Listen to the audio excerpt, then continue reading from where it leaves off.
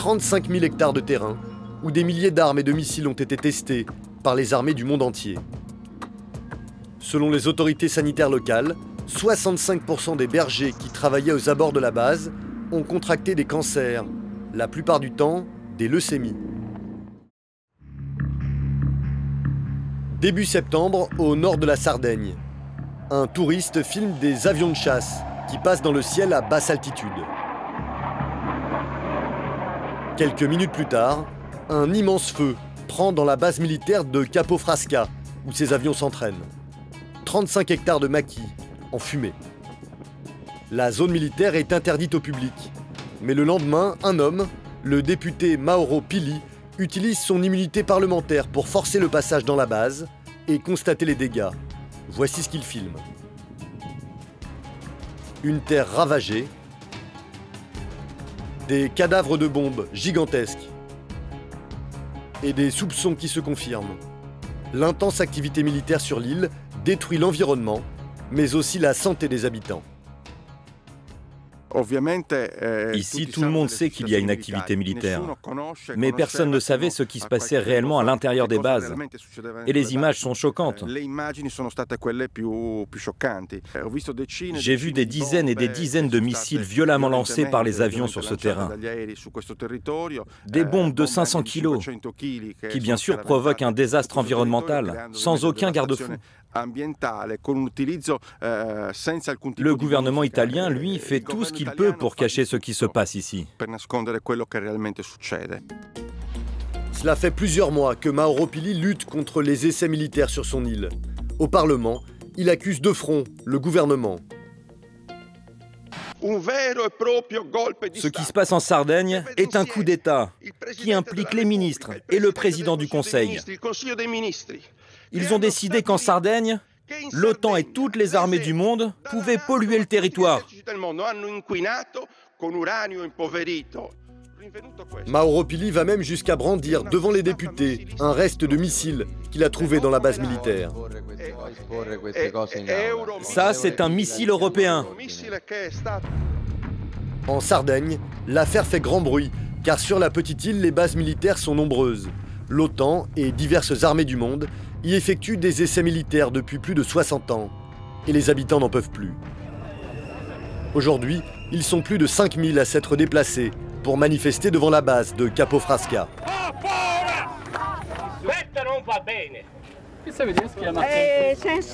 Ça suffit, tirez. Il faut que vous en allez. Il est temps de partir. Oui. Pourquoi? Pourquoi? Pourquoi? Vous demandez pourquoi? Oh mon Dieu. Parce que tous les jours... Venez ici 15 jours et fermez-vous là à écouter ce qui se passe ici. Qu'est-ce qui se passe? Oh, c'est peu qu'on allait en Irak. Non dobbiamo più essere difesi, una cosa del genere. Non dobbiamo più essere difesi. Devo fare una domanda sulla base militare. Se ha una dichiarazione da fare. No. Adesso chiediamo se è possibile. Devant le silence des soldats, la tension va rapidement monter. Chez eux, on ne peut même pas jeter un mégot de cigarette par terre. Et ici, ils sèment le désastre. On est devenu la poubelle de l'Europe. Le désastre environnemental n'est pas un fantasme. D'autres images des fonds marins de la Sardaigne corroborent cette thèse. Lors d'une étude sur l'environnement, des scientifiques ont filmé ces images. Sous la mer aussi, on retrouve des bombes. Pire, dans certaines zones de l'île, des traces de métaux radioactifs ont été relevées.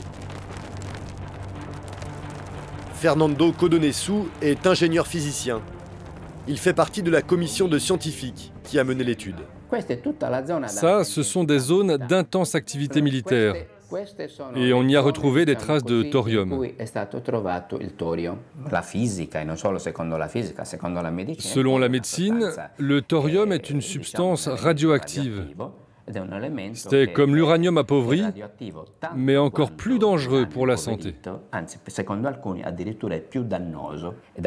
Sur le plan statistique, il est clair que c'est un des facteurs qui peut provoquer des tumeurs.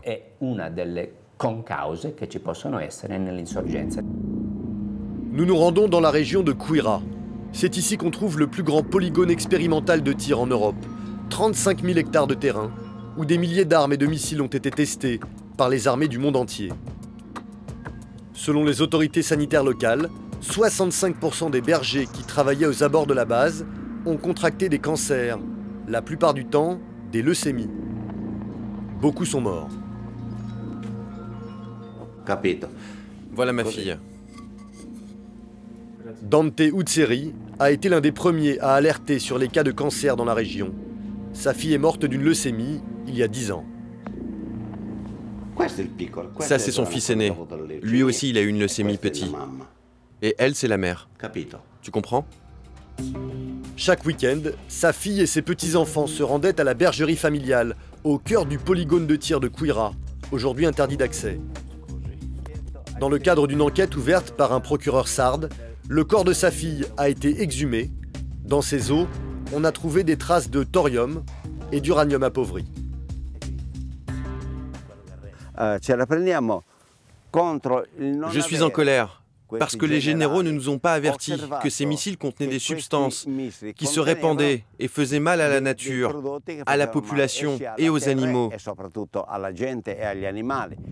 Ici, il y a eu des cas de malformation chez les brebis, mais aussi chez les nouveau-nés. Il existe des photos de tout ça, mais eux, ils ne veulent pas voir cette réalité. Ici pourtant, la plupart des maires continuent de soutenir l'industrie des armes. Il faut dire que le polygone militaire rapporte 58 millions d'euros par an à la région. Nous ne parlons pas d'armes remplies de thorium. Les petites quantités de thorium dont on parle étaient juste contenues dans le système de guidage du missile. Il s'agissait de quantités réduites. S'il y a des milliers de missiles qui ont été tirés, les particules restent dans la nature. Oui, mais là aussi, sur la question des particules, bon, moi je ne suis pas un expert, hein, mais je ne peux pas dire ce qui est dangereux ou pas. Mais lorsqu'on conduit une voiture, par exemple, les particules, ça reste aussi dans l'air, et ça peut être mauvais. C'est du thorium, c'est radioactif. Oui, mais quand je vais passer une radio, je m'expose aussi aux radiations. Quira, petit paradis empoisonné, et cela ne semble pas inquiéter monsieur le maire. Même si une enquête révèle une centaine de morts de cancer suspect, rien que dans la zone. Officiellement, les missiles au thorium ne sont plus tirés depuis les années 2000, mais ici les armées de l'OTAN continuent leurs essais avec d'autres armes inconnues. Elles loueraient le site au ministère de la Défense, 50 000 € par heure. Les victimes de cancer, elles, n'ont toujours pas reçu de dédommagement de l'État. Dante ne perd pas espoir. Dans quelques jours, 8 commandants de la base doivent être entendus par la justice.